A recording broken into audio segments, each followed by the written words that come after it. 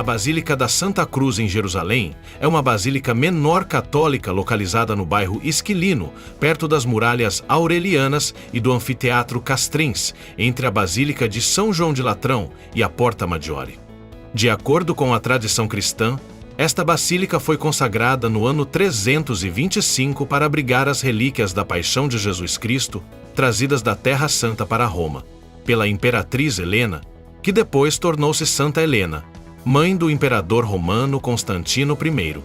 Segundo textos, além das várias relíquias que estão em diversas igrejas em Roma, trazidas de Jerusalém a mando da imperatriz, Santa Helena mandou trazer uma certa quantidade de terra do local onde Jesus foi crucificado. Esta terra teria sido espalhada pela igreja, antes da construção de seu piso na época, e assim, a igreja adquiriu o título de In Jerusalém, portanto foi considerada, apesar de estar em Roma, igreja em Jerusalém, e para a devoção popular, visitar esta basílica significava pisar na própria cidade santa de Jerusalém.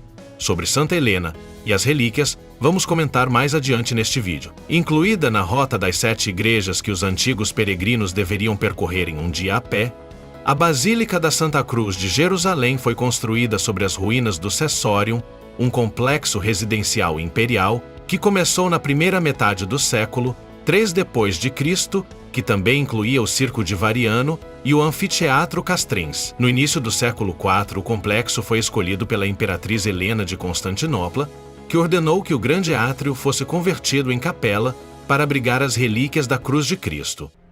A igreja inicial foi construída ao redor da capela, por isso também é chamada de heleniana ou sessoriana. A basílica foi radicalmente reformada no ano 1144 pelo Papa Lúcio II, que também acrescentou um pórtico e ergueu o belo campanário de tijolos que ainda existe.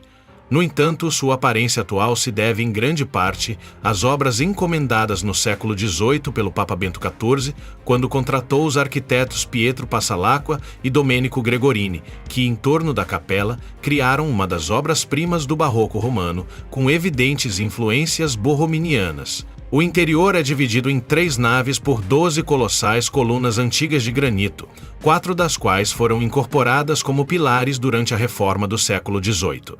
No centro da abside, decorada na semicúpula com pinturas atribuídas a Antoniaso Romano, está o magnífico túmulo do cardeal Francisco Quinones, feito por Jacopo Sansovino. A capela de Santa Helena, no final do corredor direito, é decorada com um mosaico, uma reconstrução do século XVI por Melozzo da Forlì ou Baldassarre Peruzzi, a partir de um original da época de Valentiniano III.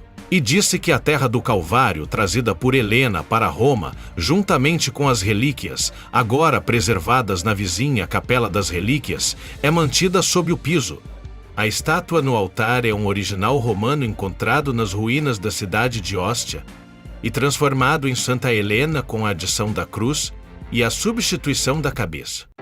Em um compartimento adjacente à Capela das Relíquias, foi colocada uma cópia em tamanho real do sudário, um presente da Comissão Diocesana para o Sudário da Arquidiocese de Turim em 2003, e o crucifixo do sudário feito por Monsenhor Giulio Ricci, que dá nome ao Centro Diocesano de Sindonologia sediado nesta igreja.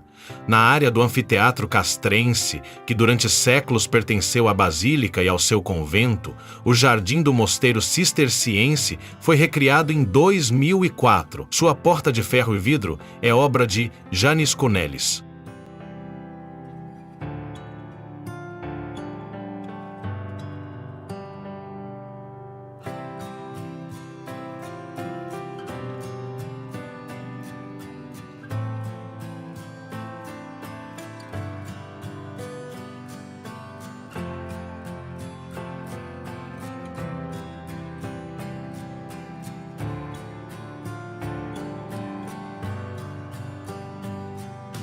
No retábulo da primeira capela, está a pintura sobre o milagre de São Bernardo, extraindo um dente da relíquia de São Cesário, feita por Giovanni Bonatti.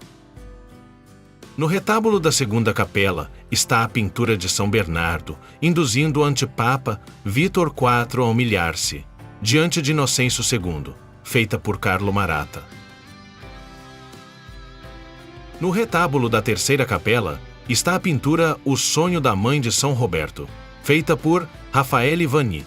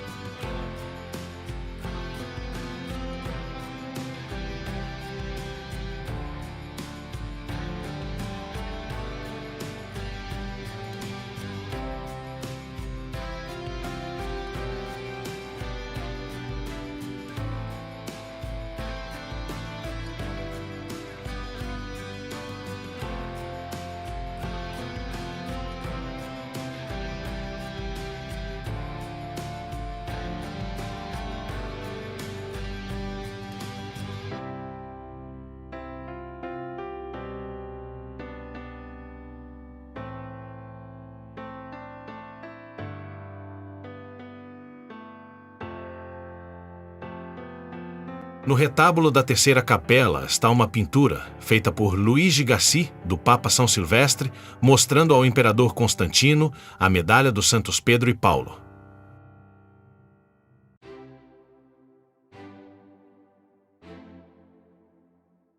No retábulo da segunda capela está um crucifixo de madeira de meados do século XV, de autor desconhecido. No retábulo da primeira capela está a pintura A Incredulidade de São Tomé, feita por Giuseppe Passeri. A abside da basílica apresenta frescos contando as lendas da verdadeira cruz, atribuídas aos artistas Meloso, Antoniaso Romano e Marco Palmesano, e um magnífico Cristo Pantocrator. Na área da abside está também o notável túmulo do cardeal Francisco de Quinones, esculpido por Jacopo Sansovino em 1536.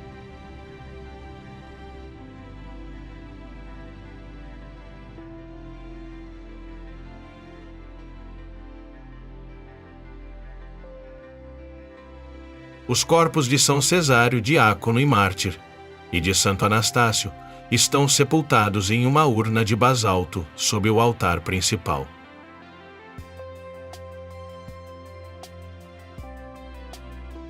A Basílica da Santa Cruz em Jerusalém é conhecida pelas suas relíquias da Paixão, que incluem os fragmentos da Santa Cruz, um dos cravos usados na crucificação, 2 espinhos da coroa, um pedaço do Titulus Crucis, a placa que estava sobre a cruz de Jesus, e alguns fragmentos do Santo Sepulcro. Outras relíquias que estão na Basílica são fragmentos da Gruta da Natividade, dedo de São Tomé e uma parte da Cruz do Bom Ladrão. Na Capela de Santa Helena, há algumas relíquias diretamente associadas a ela. A grande responsável pela descoberta das relíquias da Paixão foi a Imperatriz Helena, que viajou para a Terra Santa no ano 326. A mãe de Constantino, já de avançada idade, tinha o desejo de não morrer sem antes ter visitado e rezado na terra onde Jesus viveu. Morreu e ressuscitou. Relatos afirmam que tudo começou quando o imperador Constantino teve uma visão da cruz que apareceu como sinal no céu que, como prometido, fez Constantino vencer Magêncio na Batalha da Ponte Milvio no ano 312. Depois deste acontecimento, a cruz se tornou o próprio símbolo do Império de Constantino, bem como da nova religião. A cruz traz em si a totalidade de Cristo e de seu desígnio de salvação sobre a terra. Nenhum outro símbolo é mais disruptivo e icônico. Nenhum é mais reconhecível e indelével. Este motivo firmou a intenção do imperador de concretizar a busca pelo autêntico madeiro sobre o qual Cristo havia sido crucificado. O imperador apoiou a viagem de sua mãe Helena aos lugares sagrados justamente para buscar evidências tangíveis da nova religião. Segundo relatos, a pesquisa centrou-se precisamente na descoberta da verdadeira cruz. Esta é uma história memorável, contada por alguns textos do século IV, e depois incorporada à legenda áurea e retratada em algumas maravilhosas obras de arte, como os afrescos de Agnolo Lugadi na Basílica da Santa Cruz em Florença e por Piero della Francesca na Basílica de São Francisco em Arezzo. Também nesta basílica, as histórias da verdadeira cruz são representadas nos afrescos da abside, pintados por Antoniaso Romano e Marco Palmesano, entre os anos 1492 e 1495. A descoberta realizada pela imperatriz Helena e sua equipe suscitou enorme ressonância na época, contada por fontes hagiográficas e pela arte. Textos afirmam que a cruz encontrada foi dividida em 3 pedaços que foram levados às cidades mais importantes, na época, Jerusalém, Constantinopla e Roma, sendo mais tarde subdividida em outros fragmentos para a adoração dos fiéis de todo o mundo cristão. Existem 2 versões sobre onde as relíquias das cruzes foram encontradas. Uma relata que foram encontradas numa área muito próxima ao Gólgota, local da crucificação. Em outra versão, Helena, após identificar o túmulo de Cristo, mandou realizar algumas escavações e ali as 3 cruzes foram encontradas próximas ao túmulo. Portanto, de acordo com essas tradições, muitos objetos teriam sido reunidos junto ao túmulo de Cristo. De fato, fala-se também da contextual descoberta dos cravos, assim como do Titulus Crucis. Helena expôs as relíquias sagradas, incluindo os fragmentos da cruz, em uma capela dentro da sua residência, o Palácio Cessoriano. A Basílica da Santa Cruz em Roma é, portanto, uma parte de Jerusalém na Cidade Eterna. Foi construída e ampliada a partir de uma capela erguida sobre a terra trazida do Gólgota em Jerusalém. Este local é um baú de relíquias e obras de arte. Tudo foi projetado para ser um hino ao símbolo mais reconhecível e sagrado de todo o cristianismo.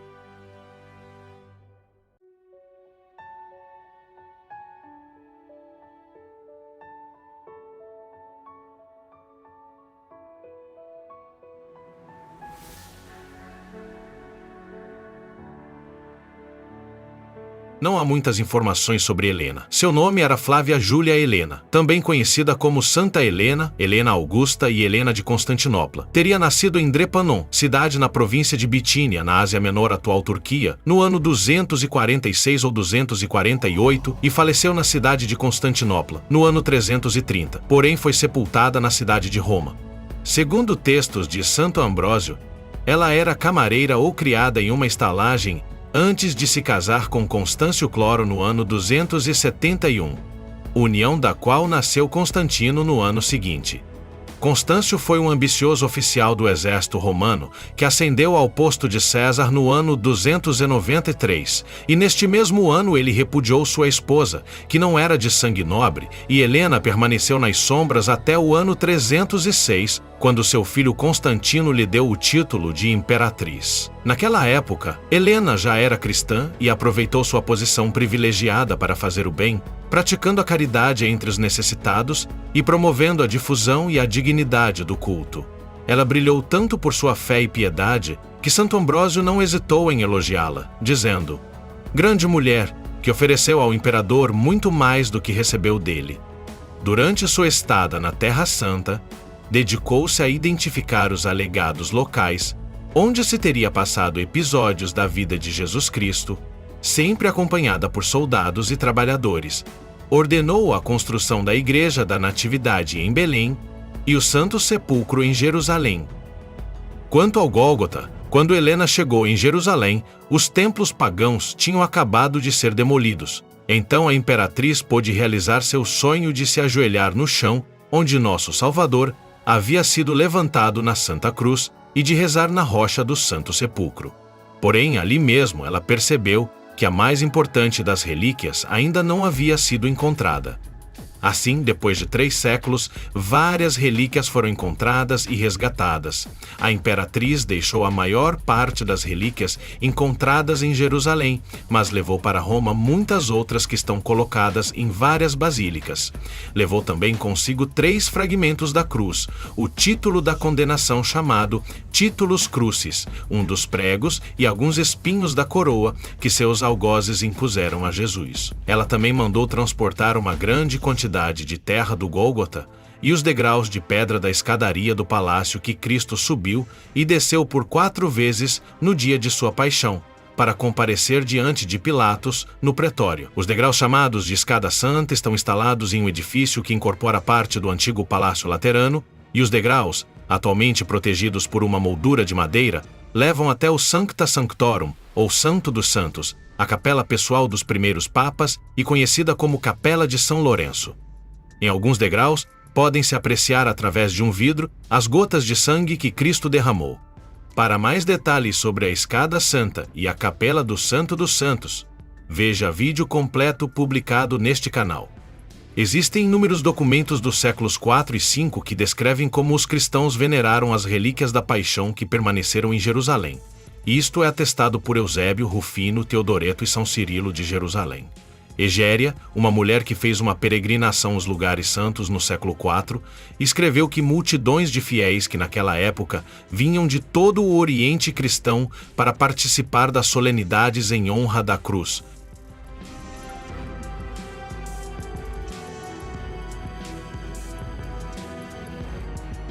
A partir deste ponto falaremos e mostraremos as relíquias sagradas que esta basílica romana abriga, mais conhecidas como Relíquias da Paixão. Conforme já mencionamos anteriormente, esta basílica abriga inúmeras relíquias e as principais estão diretamente ligadas à paixão de Jesus, que são 3 fragmentos da cruz, 2 espinhos da coroa, um prego e o Titulus Crucis. Além desta última, descoberta apenas em 1492, as outras relíquias foram preservadas ininterruptamente desde o século IV, e estas são as relíquias mais antigas das quais há evidências. Vários fragmentos da cruz são preservados nas principais igrejas e catedrais europeias, já que na Idade Média os papas os presenteavam a príncipes e imperadores para criar alianças e fortalecer a estabilidade política do papado. Com relação ao prego, a tradição é muito antiga e constante. Muitos historiadores do século IV narram que Santa Helena também encontrou os pregos com os quais Jesus havia sido crucificado. A representação do número de pregos usados para crucificar Jesus varia entre 3 e 4. Antes do Renascimento, as representações de Jesus crucificado mostravam geralmente 4 pregos, com os pés um ao lado do outro. Mais tarde, a maioria das representações mostrava apenas 3 pregos, com um pé colocado sobre o outro. A posição de Cristo crucificado com 3 pregos é conhecida como triclavianismo. A posição geralmente aceita pela Igreja Católica é de 4 pregos, 2 nas mãos e 2 nos pés. Dos 4 pregos utilizados para a crucificação, segundo a tradição, 3 teriam sido encontrados, sendo que um está na coroa de ferro em Monza, outro suspenso acima do altar-mor da Catedral de Milão e outro está na Catedral de Colle de Valdeusa, na região da Toscana. Quanto aos 2 espinhos que se acredita serem provenientes da coroa que circundava a cabeça de Jesus, a tradição não atribui a descoberta da coroa de espinhos a Santa Helena. No entanto, sabe-se que esta relíquia era venerada em Constantinopla já na época de Justiniano. Durante o Império Latino-Oriental, entre os anos 1204 e 1261, os venezianos tomaram posse dela. Depois, em 1238, foi adquirida por Luís, rei da França, que o colocou na capela do Palácio Real. Mais tarde passou para a igreja da Abadia de Saint-Denis em 1791 e finalmente em 1806 foi transferida para Notre-Dame, onde ainda é preservada hoje. Está livre de espinhos que estão espalhados em muitas igrejas. O Titulus Crucis é uma relíquia constituída por um painel de madeira de nogueira que, segundo a tradição, é o pergaminho original fixado acima da cruz de Jesus. Stefano Infessura, em seu diário, datado de 1º de fevereiro de 1492, relata que esta relíquia foi encontrada acidentalmente durante os trabalhos de restauração da basílica encomendados pelo cardeal Mendonça e estava trancada em uma pequena caixa selada. Antigamente, as relíquias eram frequentemente colocadas no alto das igrejas para protegê-las de roubos. Mas no caso do título, parece que isso foi esquecido mais tarde, pois as letras em mosaico que indicavam sua localização haviam caído. De qualquer forma, a notícia da descoberta causou bastante comoção na época, também porque coincidiu com a reconquista espanhola de Granada, o último reduto árabe no Ocidente. Em 1496, o Papa Alexandre VI emitiu a bula Admirabili Sacramentum, com a qual autenticou a descoberta do título e concedeu indulgência plenária àqueles que visitassem Santa Croce no último domingo de janeiro. A autenticidade do Títulos Crucis é bastante controversa. Seria real ou uma cópia? Para esclarecer a questão, a Santa Sé autorizou a coleta de amostras da madeira, que foram datadas pelo método do carbono 14. Os resultados, publicados em 2002, determinaram que a madeira datava do intervalo entre os anos 980 e 1150. Ao longo dos séculos, outras relíquias de menor importância foram adicionadas às relíquias da Paixão de Cristo, algumas de proveniência incerta, como os fragmentos da Gruta de Belém e do Santo Sepulcro, os da Coluna da Flagelação, fragmento da Cruz do Bom Ladrão e a falange do dedo de São Tomás. São todas relíquias ligadas aos acontecimentos da Paixão e Ressurreição de Jesus e foram recolhidas principalmente para fins de catecismo e evangelização. Pelo mesmo motivo, ou seja, para completar a catequese sobre a Paixão, foi recentemente construída uma capela lateral, adjacente à Capela das Relíquias, onde é possível visitar uma reprodução moderna, em tamanho real, do Sudário de Turim. Para os peregrinos, o valor das relíquias da Paixão não reside tanto em encontrar a confirmação da veracidade dos acontecimentos históricos da Paixão, mas sim em servir como preciosos instrumentos de catequese. A sua veneração, de fato, tem um enorme valor espiritual, que ilumina a meditação sobre os sofrimentos de Cristo e ajuda a compreender o valor salvífico da cruz. Fragmentos da preciosa madeira são encontradas não apenas na Basílica de Santa Cruz ou Basílica de São Pedro, mas em muitos locais na Itália e outras cidades no mundo. Os mais famosos encontram-se na Notre-Dame de Paris, na Catedral de Pisa, na Basílica de Santa Maria del Fiore, em Florença, na cidade de Caravaca da Cruz, na província de Múrcia, na Espanha, e outro fragmento está na Catedral do Menino Jesus, na cidade de Alepo, na Síria. Os fragmentos da cruz de Cristo estão guardados e expostos em um magnífico relicário feito por Giuseppe Valadier em 1803. Este relicário em forma de cruz é chamado de estauroteca e, de acordo com sua etimologia do grego, stauros significa cruz e thek, que significa agrupamento ou coleção. Esta maravilhosa peça foi encomendada ao arquiteto pela duquesa Villahermosa da Espanha, é feito em prata dourada e lápis lazuli, com figuras de anjos voadores e da Virgem aos pés da cruz.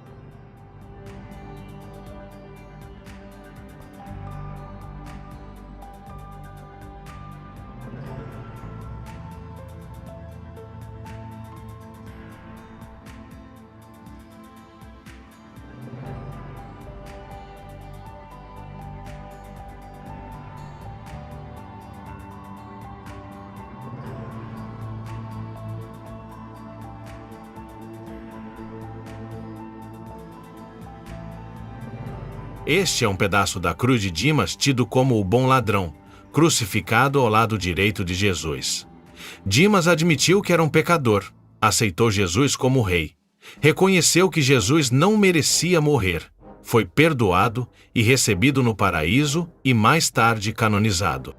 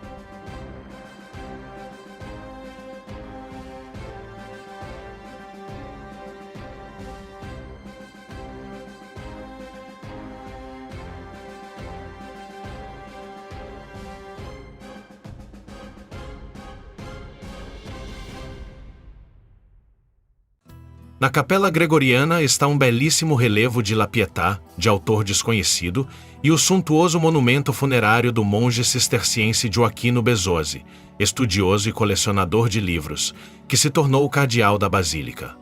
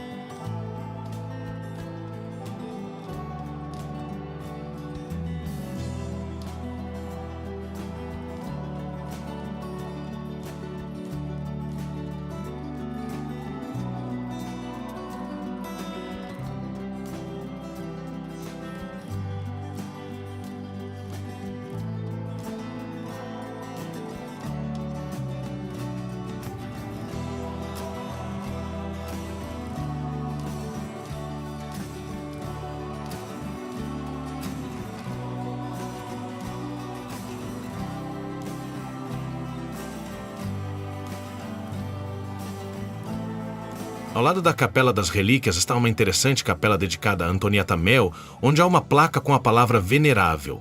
A palavra venerável é um epíteto ou título canônico utilizado na Igreja Católica, que equivale a respeitável ou digno de estima e honra. O conceito assenta diretamente sobre o adjetivo venerável, derivado do substantivo latino veneratio, que significa respeito e culto, digno de reverência e veneração. Antonieta Mel, conhecida e carinhosamente chamada de Nenolina, foi uma menina que viveu uma vida breve, mas marcante. Nascida em Roma no dia 15 de dezembro de 1930, Antonieta foi diagnosticada com osteosarcoma aos 5 anos de idade, uma forma agressiva de câncer ósseo, e logo depois do diagnóstico, teve sua perna esquerda amputada. Durante sua doença, ela escreveu muitas cartas a Jesus e à Virgem Maria, expressando uma fé e devoção profunda e uma aceitação tranquila do seu sofrimento. Antonieta gostava de escrever cartas para Jesus e Maria. Algumas estão expostas no local onde a menina está sepultada. Na sua última carta, ela escreveu: "Querido Jesus crucificado, eu te quero muito, te amo muito, quero estar contigo no Calvário.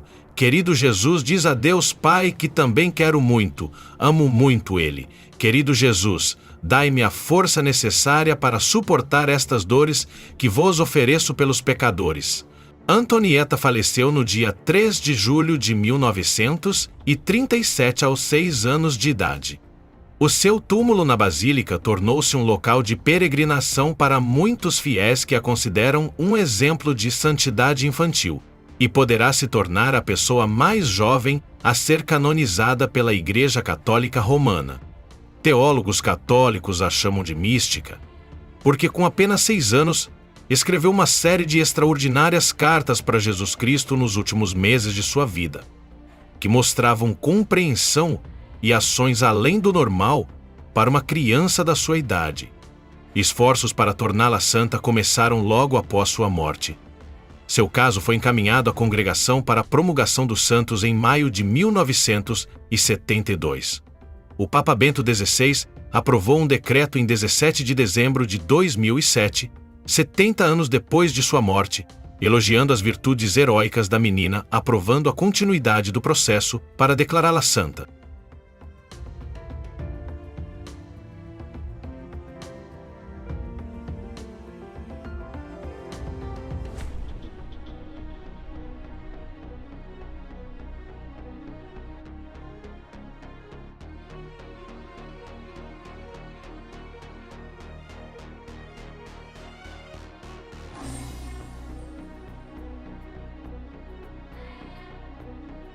Na área do anfiteatro castrense, durante séculos pertencente à Basílica e ao seu mosteiro, foi reconstruído e projetado no ano 2004 pelo arquiteto Paul Peirone, como jardim pomar do mosteiro, por iniciativa dos Amigos de Santa Cruz de Jerusalém. As passarelas circulares são os eixos principais constituídos por dois percursos perpendiculares sob pérgolas, que se encontram no centro num lago. As plantações são dispostas de forma clara e ordenada, com vegetais, ervas, árvores frutíferas e flores, com grande respeito às tradições das culturas locais. A impressão geral é de equilíbrio e serenidade, ainda mais surpreendente porque o local fica no centro de uma área de tráfego intenso. Da igreja original, restam apenas alguns vestígios das paredes externas que estão preservadas nos subterrâneos da atual igreja. Este edifício foi seguido por outro do século XII, que por sua vez foi substituído pelo templo de estilo barroco tardio, que pode ser visto hoje.